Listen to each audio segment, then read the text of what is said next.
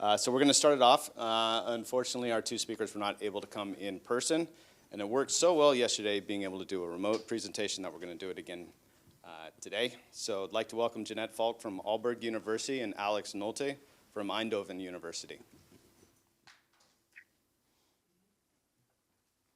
Hello all, and thank you so much for inviting us. We can hear you.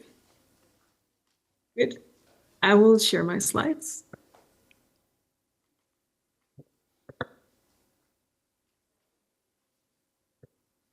So you should be able to see my slides now. All right. Good morning, everyone, and welcome to this talk about fostering diversity in hackathons. So Alex and I will talk about some do's and don'ts in this perspective. And this is based on both our experience as researchers of hackathon formats, but it's also based on our experiences with organizing and participating in hackathons. So my name is Jeanette Falk. I'm an assistant professor at Aalborg University in Copenhagen, Denmark. And my research is generally about how time and temporality influences creativity and design. And in this context, I have studied hackathons and game jams because I think they are really interesting format in this sense, as they are usually very short and time-boxed design events. So people often have to do trade-offs and do different kinds of design decisions in this context. My research also involves organizing participatory design workshops. That means including people in designing where they are not usually used to do design. So I focus on how I can organize these kind of workshops in a way that support different people in designing. And now to Alex. Yeah, hi. Thanks for having us. My name is Alexander Nolte, and I'm an assistant professor at Eindhoven University of Technology in the Netherlands and an adjunct faculty at Carnegie Mellon University. And my main research interest is on research software engineering, and I typically study settings that look something sort of similar to this, in a sense that I'm interested in trying to figure out how people can actually collaborate to create software. And this, of course, these days oftentimes involves also some form of autonomous agent, in this case, represented by this little robot figurine there. But I think we all know that this probably relates more to AI systems or something similar. Can you put the next slide, Jeanette? Thank you. Is there a way, by the way, that we can see the room somehow?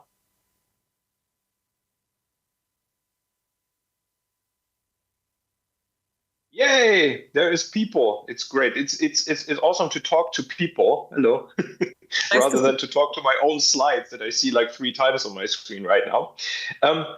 Anyways, so in the topic that we're talking about today is hackathons. I assume that every one of you will have come across this term at some point, but I would like to clarify a few things around what we would consider hackathons. So just that we are on the same page, because I also know that this term is being used for events where I would probably be like, yeah, that's not really what these events are supposed to be for. So let's start with a little show of hands. Who knows what a hackathon is? Hands up. Oh, that looks good. Who has participated in one? Okay, slightly less, but still good. Yeah, who has organized one?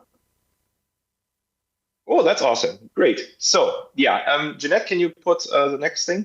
So when we talk about hackathons, we really look at a few different sort of aspects. The first one is it's a time-bounded event. So that means that these events typically last somewhere between sort of 24 and 72 hours, something like that. Some are shorter, some are longer. There are events that last only a few hours, and there are events that last over a week. But in general, it's sort of more time-boxed. That's sort of the first characteristic. The second characteristic is that these events are participant-driven. So that means it's not like at work where, I don't know, your boss comes to you and says, hey, you now have to work on this project. No, it is that the participants decide what they actually want to work on during an event within constraints, in the sense that most events typically have a theme where it's like, I don't know, this event is about cybersecurity. This event is about green IT or something like that, right? But within this theme, participants can decide what they want to work on. Hackathons are also collaborative. So that means you're not just sitting there alone in the corner and doing your thing. It's you will find people there, or you come already with a sort of set group of people and you decide together what you want to work on. And at the end, there needs to be some form of artifact. So it's also not just talking about things where, you know, the typical brainstorming sessions where in the end you have a collection of ideas and then kind of the production or the creating something out of these ideas happens. No, the creation already happens at the event. And this artifact is typically, well, I would say most commonly the artifact is probably some form of software code or so, but it can be all sorts of things. It can be, I don't know, it can be robots, it can be embroidery. I've seen people hack on poems, on, I don't know, legislation, all sorts of things. The point is, in the end, there needs to be an artifact. So time-bounded nature, driven by participants, collaborative, and they create an artifact at the end. Can you go to the next one, Jeanette? And just sort of to get everyone on board from the ones that have not participated in or organized a hackathon, I brought a little example format. And it is really an example. So hackathons can be extremely diverse in terms of the way that they are being organized. But I would say this is sort of a little bit of a, I don't know, like prototypical way that you would run an event like this. So in this case, it was a 48-hour in-person hackathon for entrepreneurs working on projects related to cybersecurity. That was kind of sort of the event setup. And then the way that the event unfolded was everyone first met in a big room. So this is almost all the people that were there. I would say in total it was like, I don't know, around 80 people. And then whoever had an idea, they could come forward and pitch their idea and say, hey, during this event, I want to work on X. And for that, I need people that can do this and that and that. And then they got a little poster with the idea written on it. They stuck it somewhere on the wall, stood next to their poster. And then after all the pitches were done, the remaining people were running around and they were trying to figure out, okay, which project do I want to work on? And this is how they formed their teams. So in the end, some teams got made, other teams didn't get made. So, and that was then basically the setup. And this team stayed together for the entirety of the event. During the event, there were regular checkpoints. The way that this was organized in this particular event was they had sort of different schedules. So they said, okay, 5 teams come into this big room again. Each one presented whatever they had been working on, what kind of challenges they had, what they were planning to do until the next checkpoint. And there were mentors present that could help them with various different aspects. So for example, technical things about their project, I don't know, problems with libraries that they might have, but also things related to entrepreneurship. So I don't know, how do I do a proper pitch? How do I create my business portfolio? These kinds of things. And they also had keynote presentations, meaning that they gave some form of input to the participants in the form of talks that could be attended or not. And at the end, there was a big presentation of every team. And the teams were assessed by a jury, and there was a winner, and this winner got an invitation to a startup bootcamp. So that's kind of the overall idea of this event. And I would say most hackathons probably run in a very similar fashion to this one. Can you move forward, Jeanette? Right. But then sort of, okay, you might think, all right, now I know what hackathons are. But then I still need to figure out, like, why would I even want to do anything like this? And this is, well, first of all, as most of the people probably here in the room can attest, hackathons are actually fun. It's interesting to be there. You get to meet cool people, you see nice ideas, you see things getting developed, and there's just in general a pretty good energy about them. But also, and this is probably then sort of the angle that goes more towards what the topic of this talk is they can actually be an on-ramp for computer science. So there can be events where people go that don't have very much experience yet and that are trying to figure out, is computer science maybe something for me? And they can sort of dip their toes into this during these kinds of events. And then also hackathons are also great for community building. But then you have a little bit of a problem.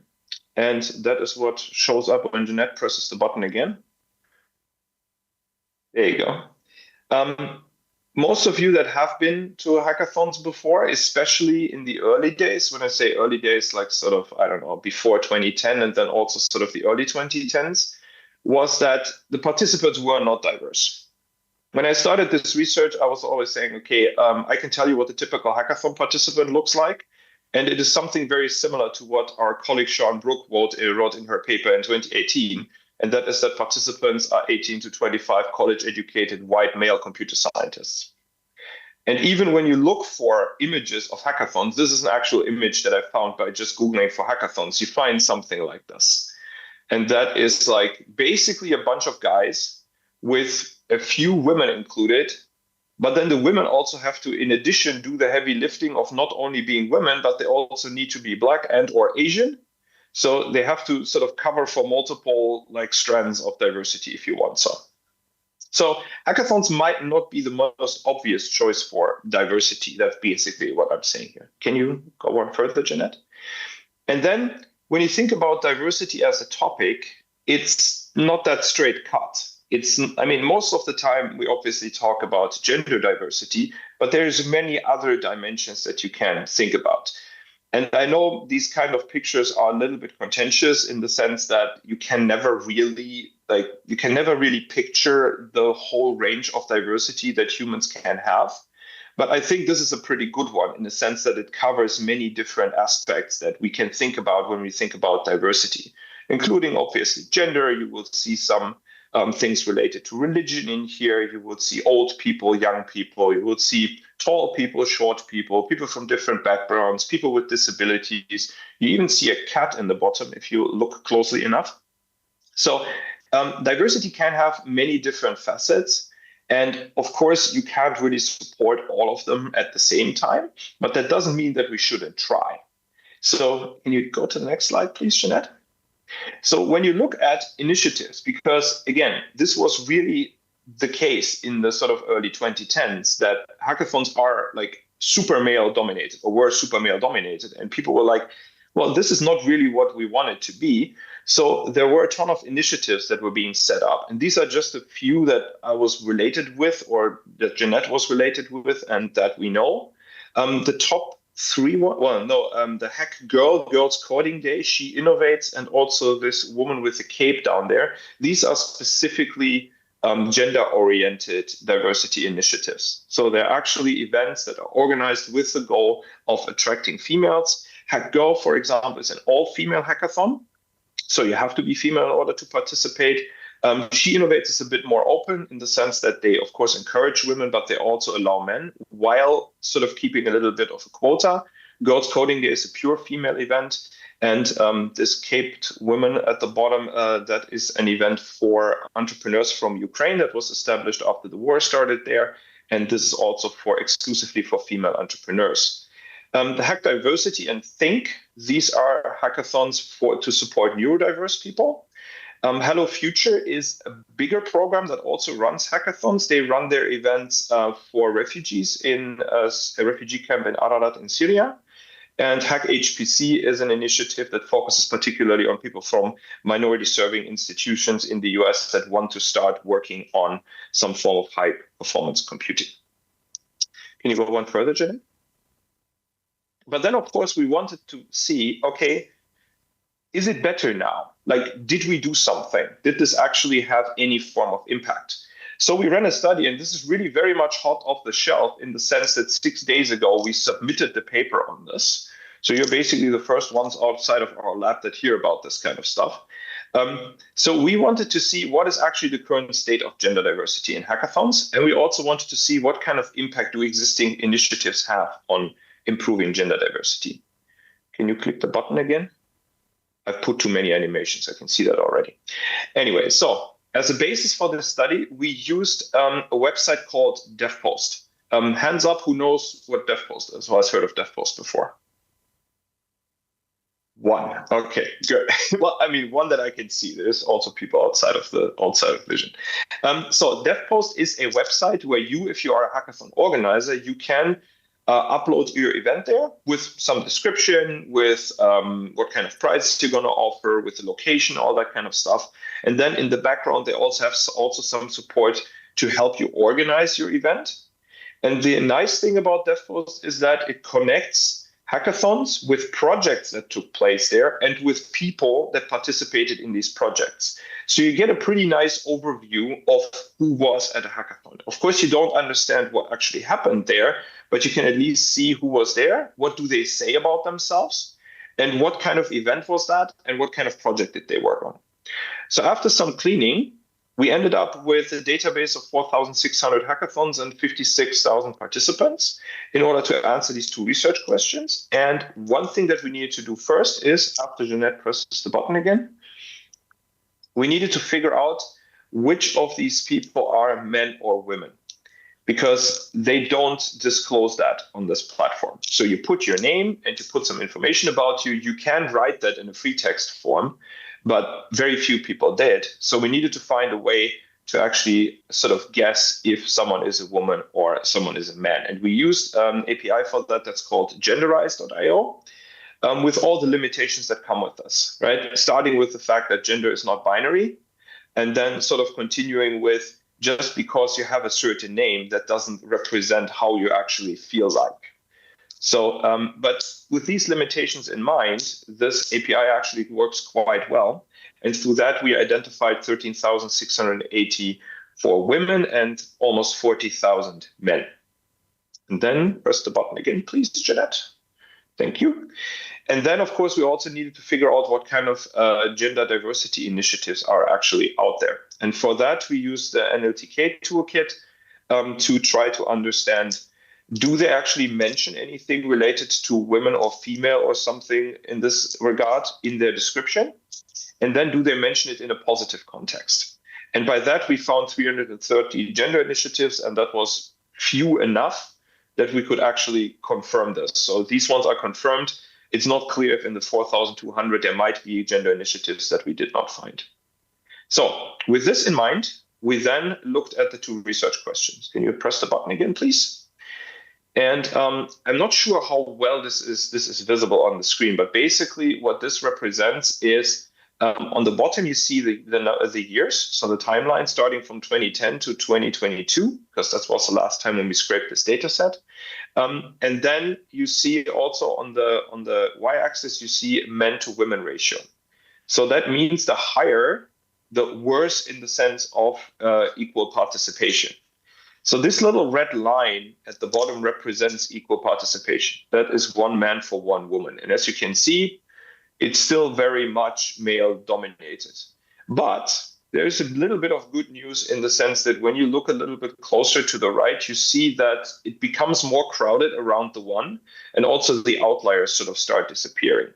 And we also did some statistical tests, and actually there's statistical significant effect that we can see there.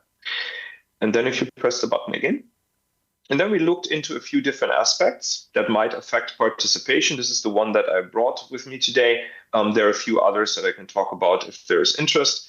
We looked at the skills that people reported, and rather expectedly, most of the people reported that they're interested in technical skills, both men and women, because, I mean, after all, it's a hackathon, most of them are sort of technology oriented, so that's not really unexpected. Women report more front-end oriented languages, so we saw more JavaScript, React, and these kinds of things, while for men it was more things like blockchain, for example. And then when we look in the interests, we see a very similar picture in the sense that both men and women report very much technical interests, but the interests that women report are more diverse. So for men, you typically see like 1 or 2 strong interests. For women, it's more like, oh, I have these like 3, 4, 5 different things. And what you can also see, which I think is interesting, is that women seek beginner-friendly events, or seem to be strongly seeking beginner-friendly events. That can, of course, have different interpretations, but one interpretation might be that indeed they are looking for a way of exploring computer science while they don't feel that inclined to this topic yet. Can you do one more, Jeanette? Yeah, and then we wanted to look at the gender initiatives, if they actually do something. And as you can see from this image here, proportion of women participants. So to the right means more women participants, and then the density is on the y-axis. And if you look at the different bars there, with initiatives, of course, has lots more women participants. So I guess if you want to attract women, one way of doing this is to explicitly state, yes, this is a female-oriented or this is a women-welcoming event. And then I will hand over to Jeanette to talk a little bit more about the details. Yeah. So, what could these gender initiatives look like? So, moving from the more quantitative data on this topic to zooming in on more qualitative insights on this. So, in a recent study, we analyzed how hackathon organizers of 9 different hackathons, they had somehow changed and tailored the format in different ways to support diverse kinds of participation. And of course, these are events that we found from the ACM Digital Library. So they are research papers that talk about the hackathon events. So of course, there can be other hackathon events where they talk about how somehow tweaking this typical hackathon format.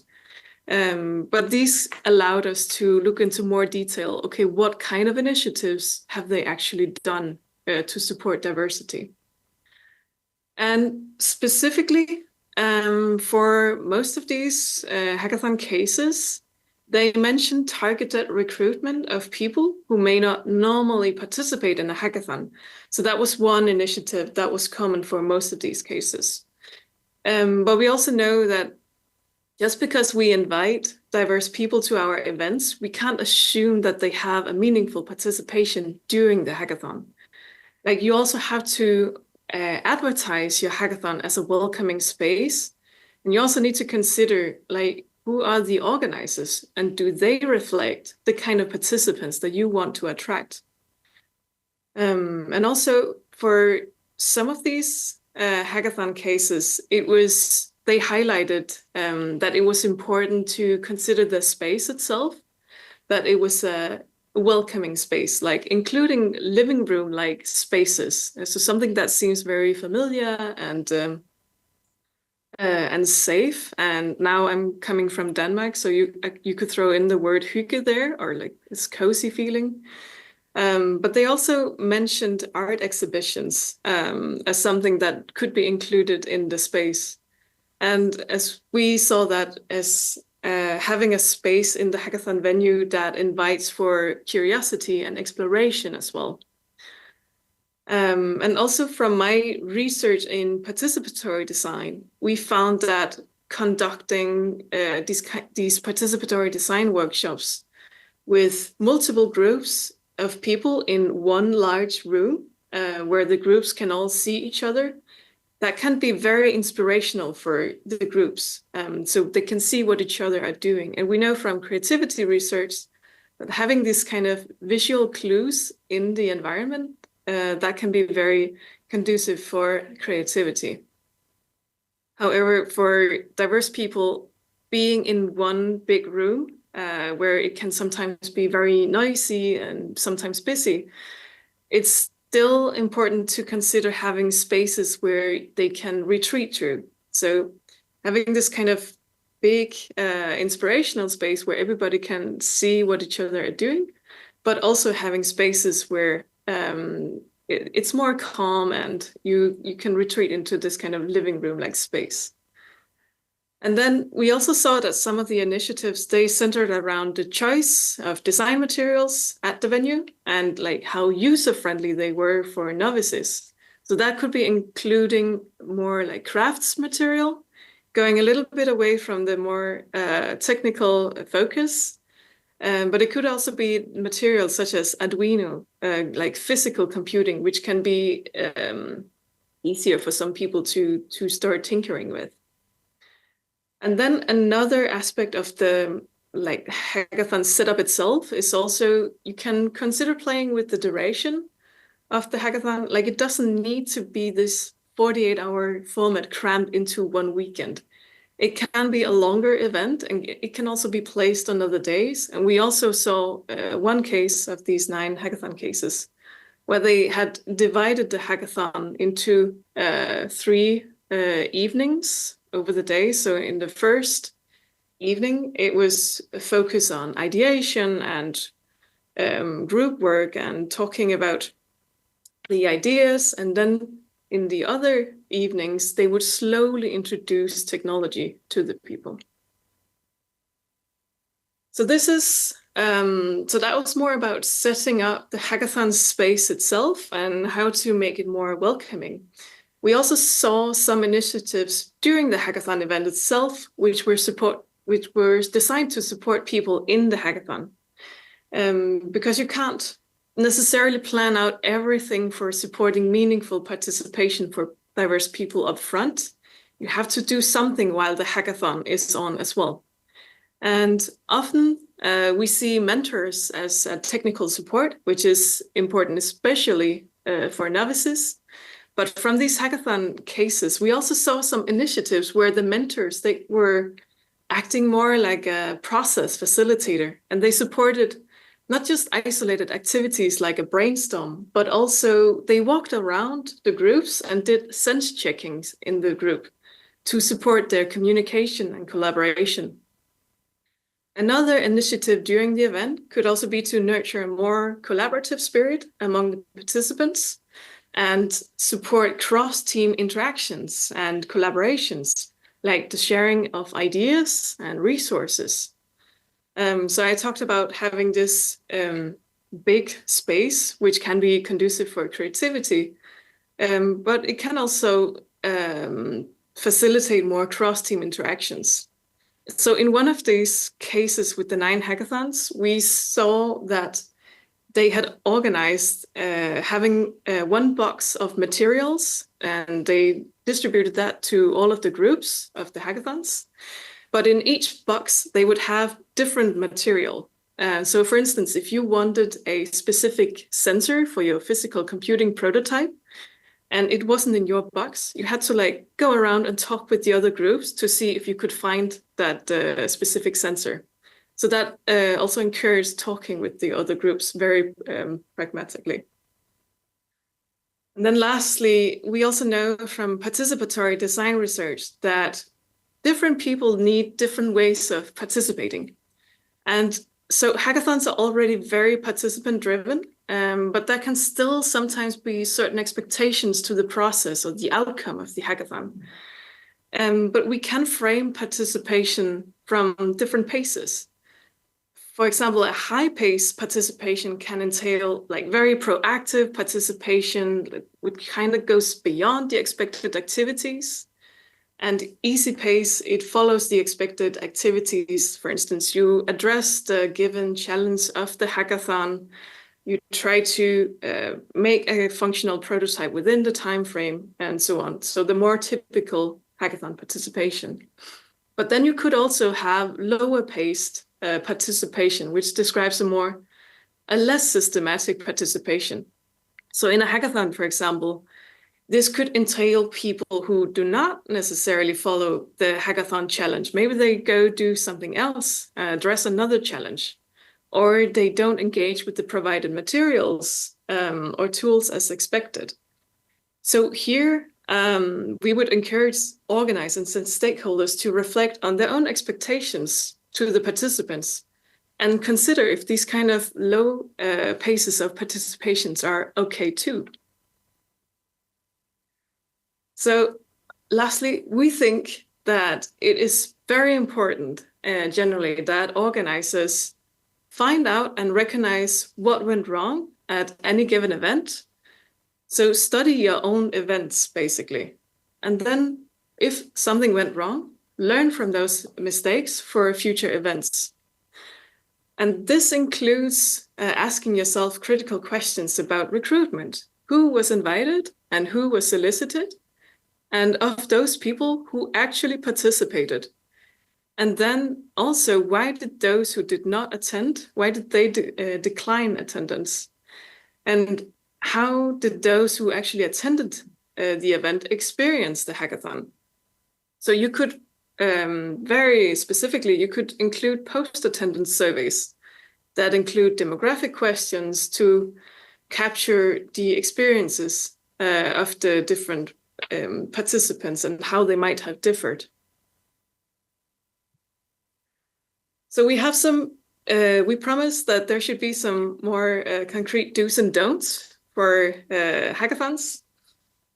So this is both from Alex and I's conversations around this. So don't solely focus on the technical aspect of the event. And that can be still some very meaningful ideations and collaboration going on without technical focus.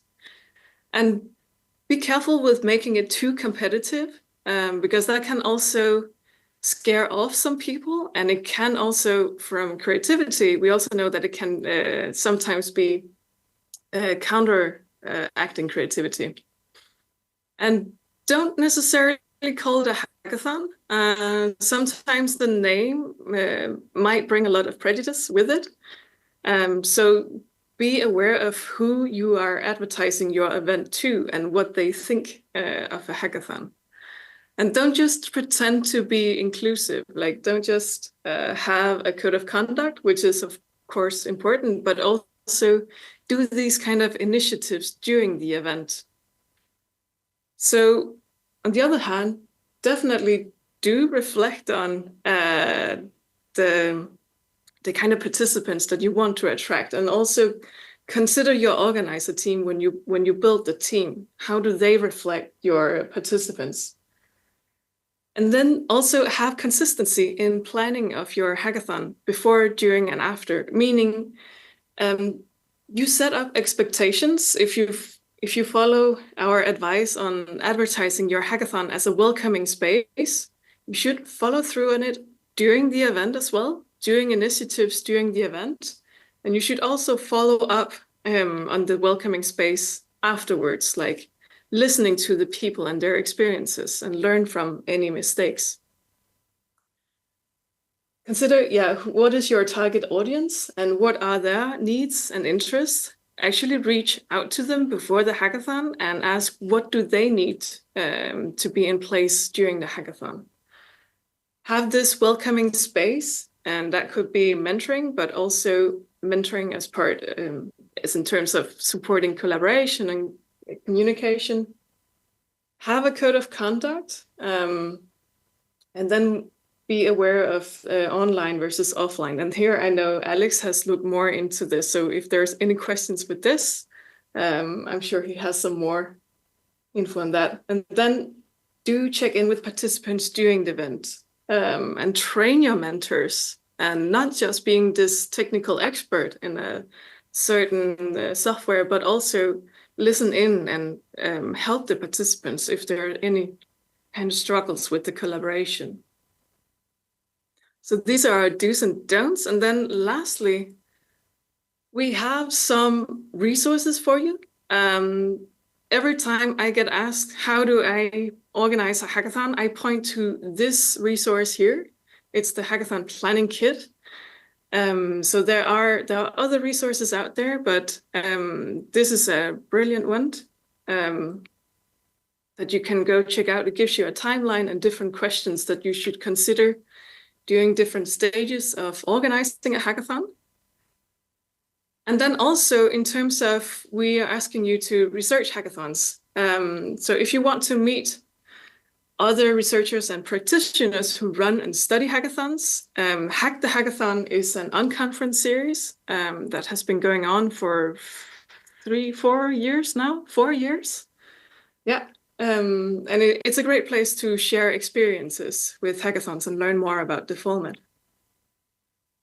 And more concretely, if you need some tools for studying your own events, we have some resources here. There is a survey instrument that you can look to.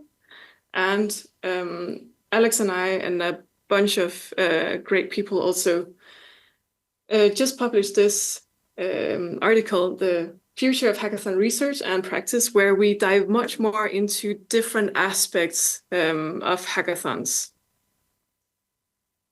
And that concludes our talk, actually. Thank you so much for listening in.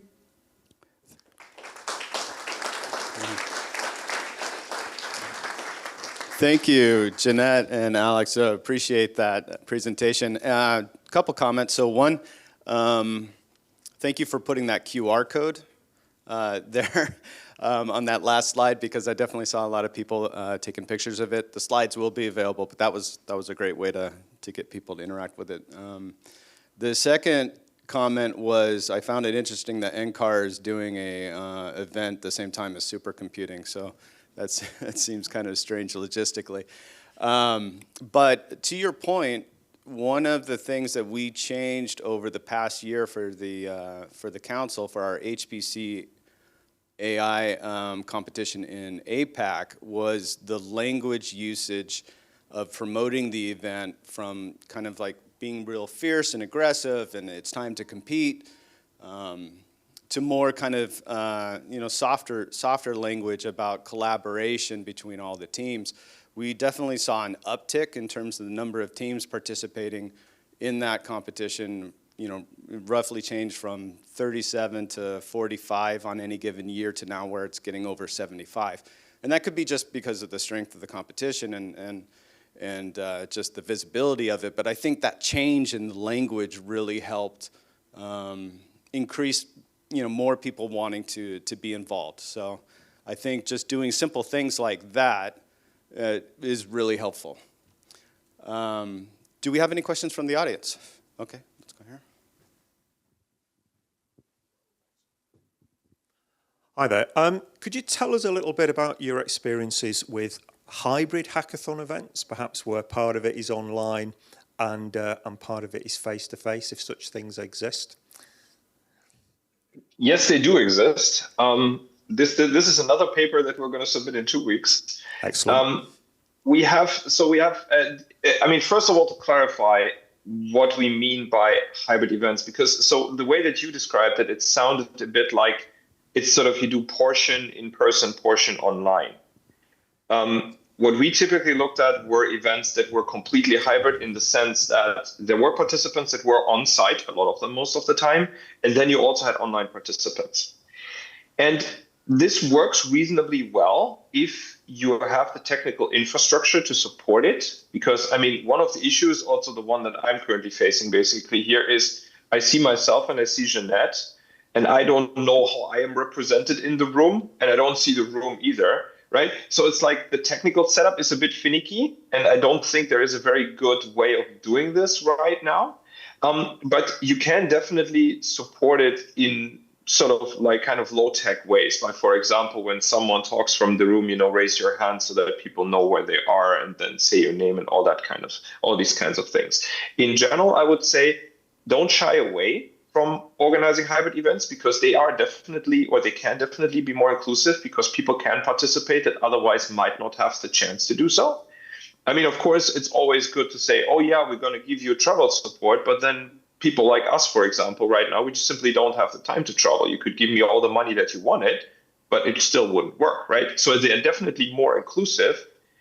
They're much harder to organize. So I always say that if you want to organize a hybrid event, it's like organizing 2 events at the same time, because you're basically organizing an online and an in-person event.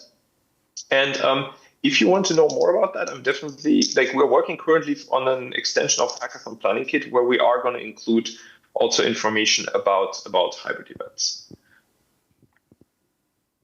Yeah, I agree with your point, actually. When COVID hit, we changed our ISC student cluster competition to online for the first couple of years, because there was just no ISC.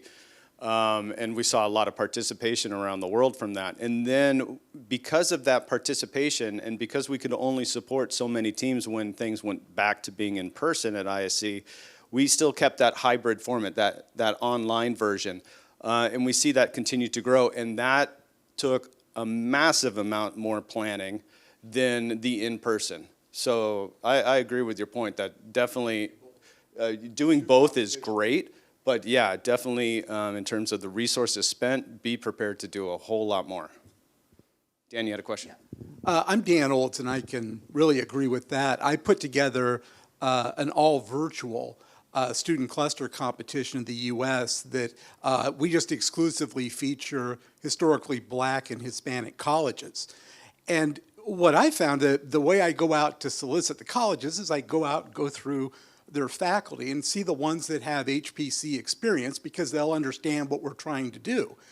What has come back from some of them is that how much are you paying the students to do it, and how much prize money is there?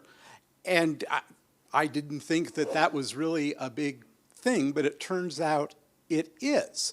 And in hackathons, do you typically provide stipends, money, that sort of thing to the students for a virtual competition? So, I mean, first line, then Jeanette, maybe you can chime in with that. So, I have a very sort of ambiguous relationship with prices and all that kind of stuff because I think it promotes the wrong mindset. Mm-hmm. What we are doing often is we offer silly prices. So, for example, this Hack HPC series that we were running also targets minority serving institutions mainly. We're going to ADME with that one as well.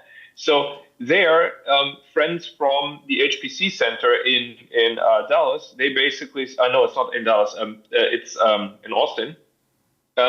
They basically take bits and pieces from their old supercomputers and they stick them on a plaque. Sure. And then the teams get that, right? So it's not money. It's just, it's a thing, which I think is nicer. Your stipend point, we have come across this. We have tried to do online stipends. I don't think it did much because either people didn't accept the stipends because they didn't want to or they couldn't because of, their current job situation and stuff, or they simply didn't know what to spend it on. So, I mean, we don't really have, from my experience, it didn't really do much. But Jeanette, maybe you have a different experience with that. Yeah, I mean, I have seen some cases where they include this, but I think if we refer back to these 9 hackathon cases that we dived into, I think in one case where I could see here it really made sense, that was where the hackathon event on site would provide childcare so that families could actually also be part of the event. So you had to set up a bigger structure around the event. I guess what I'm seeing these are sponsored by vendors who are essentially doing it as kind of a marketing exercise to let's train some people in how to use our specific cloud mechanisms, for instance, and it's well worth, $3,000, $4,000, $5,000 per student to get them out there to do that. And I've had some schools, professors, sort of not present our program because we're not paying them anything other than just giving them 3 months of training. Mm. Yeah. Yeah. So, I mean, again, it's we have experimented with this a little bit. For our program, it really didn't make a difference. What made a difference is travel stipends. So before COVID, we were giving people money to travel there and to, be there. But online participation stipends haven't really done anything. I also have to say that, so this is one series that sort of targets specifically undergraduate students. Then most of the other series, we target faculty or graduate students. And for them, the output is not so much, I get some money for this, but the output is more like, I don't know, I get a new research collaboration out of this. I get a paper out of this, sure. These kinds of things. So that's much more important for them than to, give them a couple $100 because, that doesn't really help, at least in my case. Okay, great. Well, thank you. Excellent. Thank you, Alex. Thank you, Jeanette. Really appreciate the presentation, and we'll see you on the panel. See you later.